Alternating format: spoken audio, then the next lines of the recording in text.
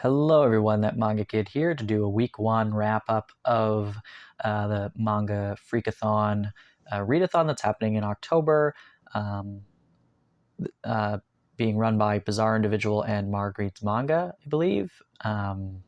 Participated pretty much every year in this, and this year my goal for the month is to read 100 volumes. And in the first week, from Saturday to Friday, I've read 48 volumes already. So I think I'm on a good track to reaching my goal. So I'm just going to go through what I've read this week and talk a little bit about it. So first up, I read the second and final omnibus of Devil Ecstasy by Shuzo Oshimi. This is a 2-in-1. So and for the record, I've been counting omnibus volumes as the volumes that are within them, because if I only counted this as one volume, then I would not read any of my omnibus volumes that I need to get read. So this is 2 volumes in here, so I counted it as 2 volumes. But anyway, Devil Ecstasy, I will have a full review of this on my channel now that I've finished it. But basically, it's an older Oshimi work about a brothel that is run and only employs succubus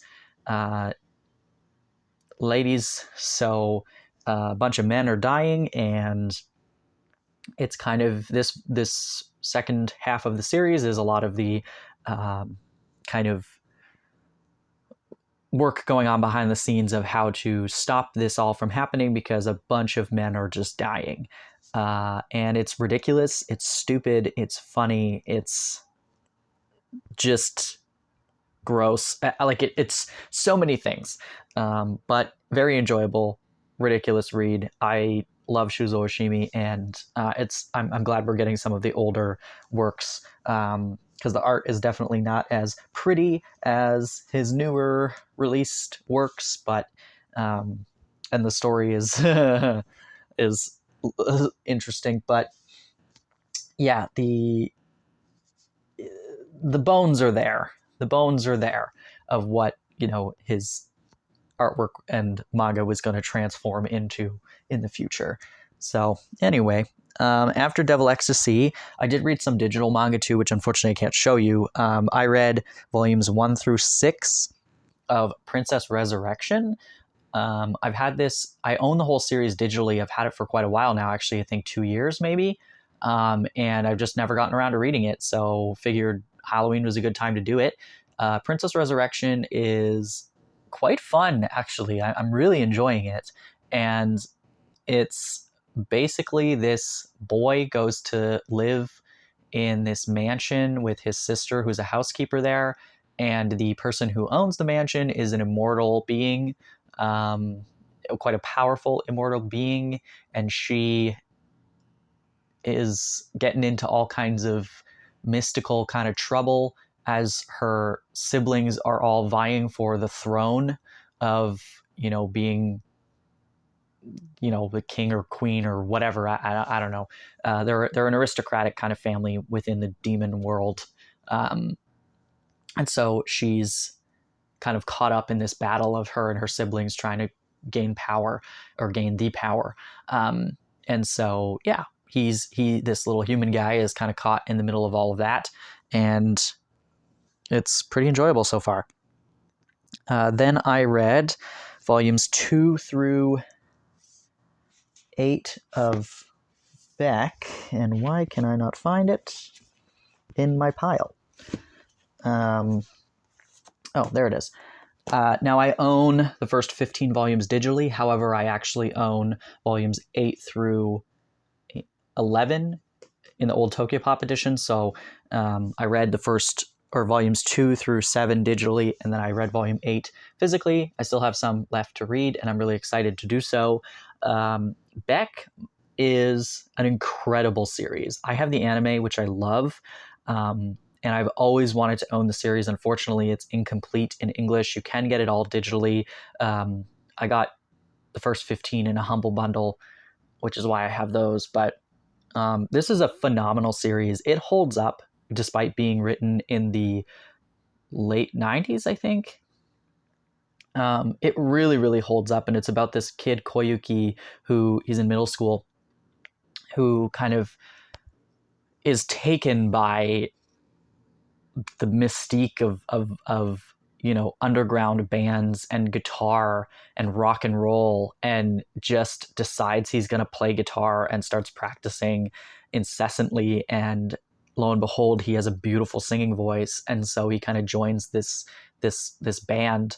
And there's some other like violence and stuff going on in the background as well of this, and so there's some action, there's drama and romance and music and friendship and it's just so, and like underground kind of punk rock scene. It's so good. I really, really, really love it, and I'm trying to, like, I was binge reading it, and then I'm like, I only have up to volume 15, and I can't just blow through all this because it's so good, and I want to savor it. Yeah, I am really, really enjoying Beck. And despite it being, a music manga, it has darker themes to it too that I figured would be fitting for Halloween month. So, yeah. Then I read volume 1 of my collection of the Kikis delivery service, Ghibli like anime manga sort of thing. Obviously not a scary one, but it's about a witch, so I figured this was a nice thing to read kind of just before bed as a pick-me-up. I do have the other 3 completing the 4-volume series, so I will read those throughout the rest of the month. I just only got to this first one. And it's just cute. It's basically just stills, like it's the whole movie just in book form. But it's cute and fun. So then I read volumes 2 and 3 of Knights of Sedonia digitally. I've actually read all of Knights of Sedonia from my library years ago in the singles, and then I got some first 7 volumes in a Humble Bundle recently, so I just read those 2 because it's, a quick read, and I like Tsutomu Nihei's art, and it's kind of darker.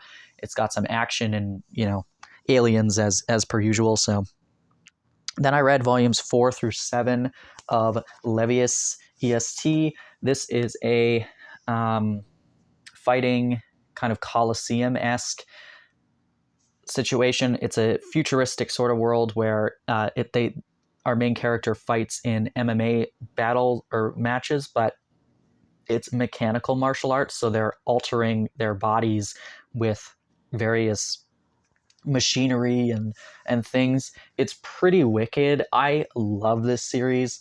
I only have up to volume 7 right now, so I'm hoping to get some more. I think it just completed. I can't remember if it's at like 11 or 10 volumes or something like that, but I love Levius. This is a really, really cool series. The art is just fantastic. Maybe I'll show you something from volume 4.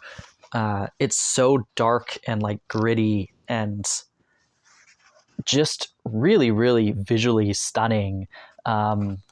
It's very captivating. The story to me is really great, and I can't wait to get and read the rest of this because it's a kind of a sleeper hit for me. Like, I bought the first one, and then, which is a 3-volume omnibus like prequel series, and then this, I was like, well, it's going to be longer. Do I really want to get it? And then I just, every time I pick up a volume, I'm just so captivated by it. And I just can't put it down. It's so, like, it's right up my alley, but it doesn't feel like it should be. I don't know. Just based on the stuff I normally read. I don't know. Something about this is just so cool to me. Next up, I read volume 3 of Black Lagoon. I have 9 volumes of this. This is a slow one for me. I thought this was going to be I thought I was going to be really into this. It's a slog for me to get through these volumes. There's so much text. I just, when the action scenes happen, it's great. Like, it's really entertaining. But I thought this was going to be like, it's about this guy who joins this like gang of people who do various kind of contract jobs, a lot relating to like guns and weapon trafficking and saving kidnapped individuals and like that kind of stuff. and it's all under the table. It's all black market things and like, you know, shady things. And um, I thought it was going to be more gripping, but it's just not. And I have 9 volumes of it and I really want to read it. So I'm trying this month to at least get through one more volume of it just so that I can, you know, continue reading it and get it off of my TBR. But yeah. And then I read Phantom Tales of the Night, volume 4. 4.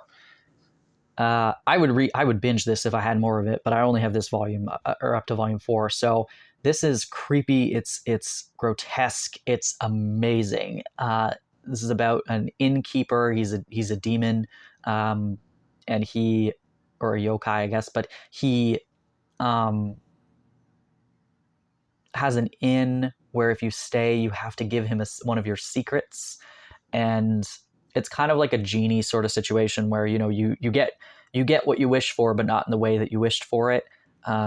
Something goes horribly wrong and is gross and whatever. So anyway, it's creepy. It's so beautiful, and I love this series, and it's the perfect thing to read in October, and I really wish I had more of it. Then I read Jealousy, the final volume, volume 5. This is a darker BL series about Yakuza.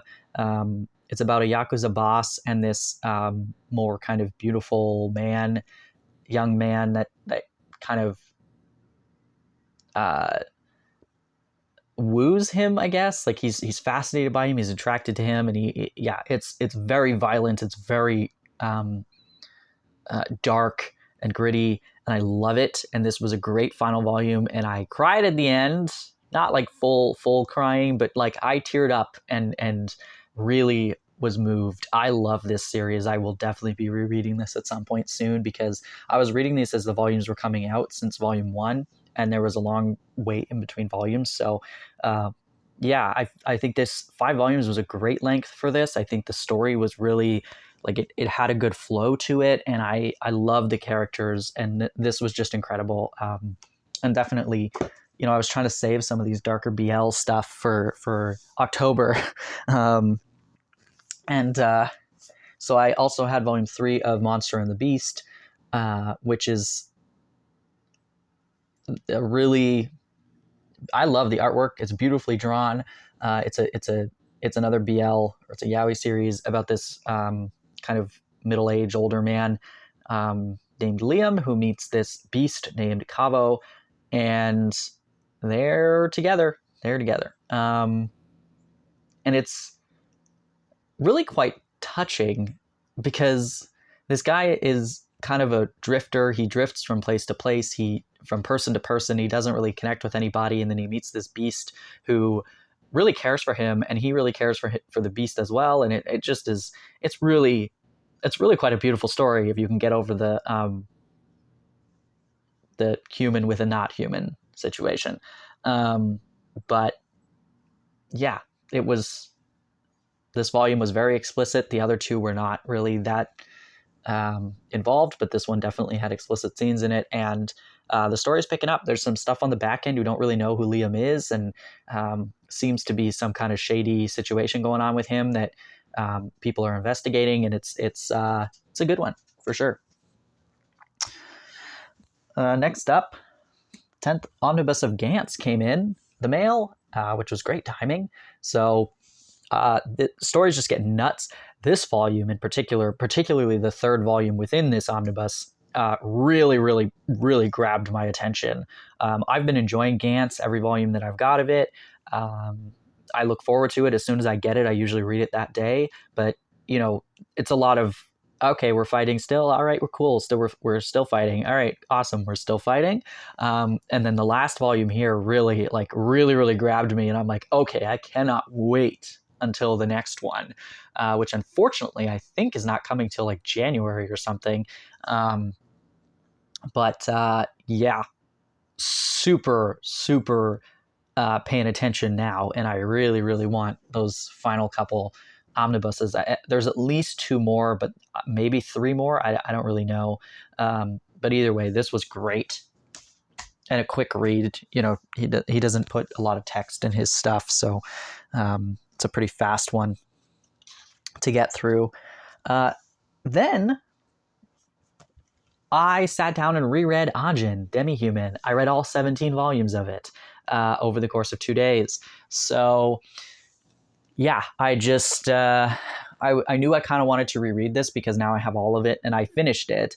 But again, this is one I had been collecting since like volume 5, and so over the years, I was like, well, I wonder what it would be like to read it all in one sitting. This is a pretty fast read. There's a reasonable amount of text, but for the most part, there's a lot of pages where it's just images that are really gorgeous. But so it's a decently quick read. This is still definitely one of my favorite series.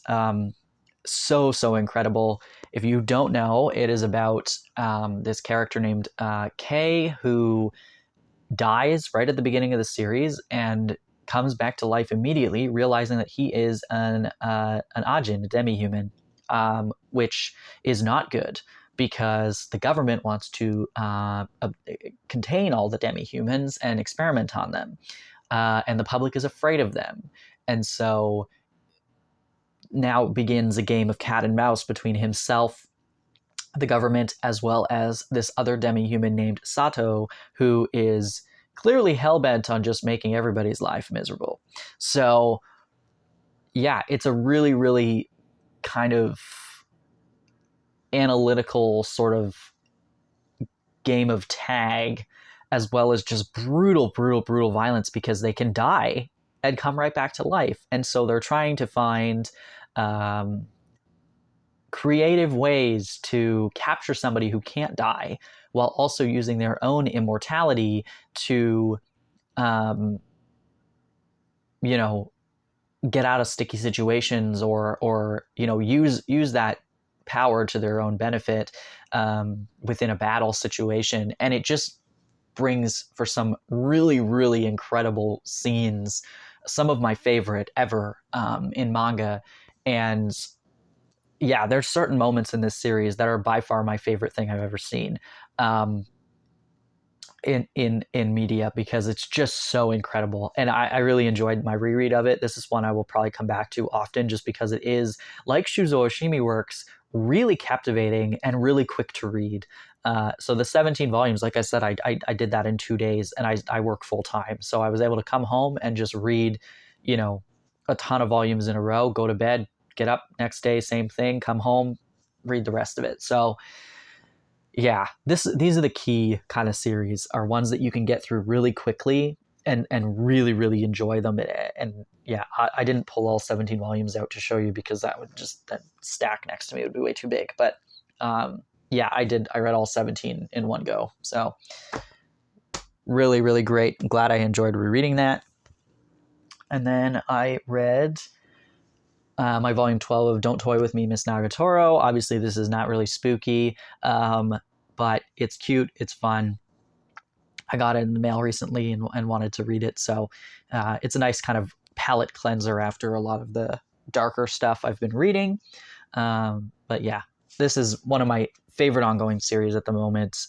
Really adorable and fun to read. I just, the main characters are so cute. I really like them a lot.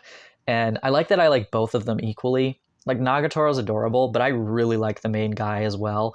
I think he's quite charming and dorky, and just, I guess he's supposed to be a throwaway whatever kind of character, but for me, like, I really, really like him.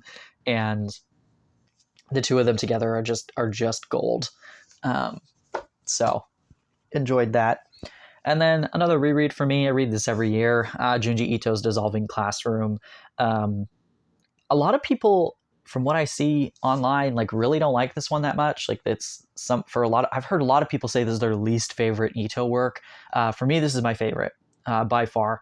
I really, really enjoy this. I think it's the perfect length. I think it's interesting because it follows the same two siblings in each of the short stories, but each story is slightly, like, different enough that it's not just repetitive over and over and over again. But it's basically about these two siblings who wreak havoc wherever they go, and I'm just going to leave it at that. It's obviously grotesque and disgusting. I love it, and I know there's a re-release coming, like a special edition version or whatever, or hardcover edition. I'm not getting it. I like this version a lot. It's got the embossed character things as well as the kind of shiny, gross people and the matte other finish of it. I like the size of this. I'm not interested in getting the other edition of it, but yeah, no, this is a really great read, and yeah, one I just kind of read every year around October. So that's everything that I read for the first week. Like I said, it totaled 48 volumes. So I'm well on my way to my goal of 100 volumes. At the beginning of the month, I was like, I want to read 100. And I was like, that seems really ambitious of me. I don't know that I'm going to do that while I'm working full time and all of my other commitments that I've made. But apparently, I guess we're just going for it. So yeah. And at the moment, it's Saturday and it's a long weekend. And in Canada, because our Monday is Thanksgiving. So hopefully I can get quite a bit read in the next 3 days as well. But yeah, I'm hoping to do a weekly wrap up each week. But if there's a week that I read significantly less stuff, then I probably will just combine a couple weeks. But I didn't want to save it to the end of the month because I would never film it because it'd be too many volumes. So anyway, I hope you're enjoying the readathon as well. I hope that you're getting a lot of your stuff off of your TBR. And thanks as always to the hosts for hosting it because it's a lot of fun. So thanks. See ya.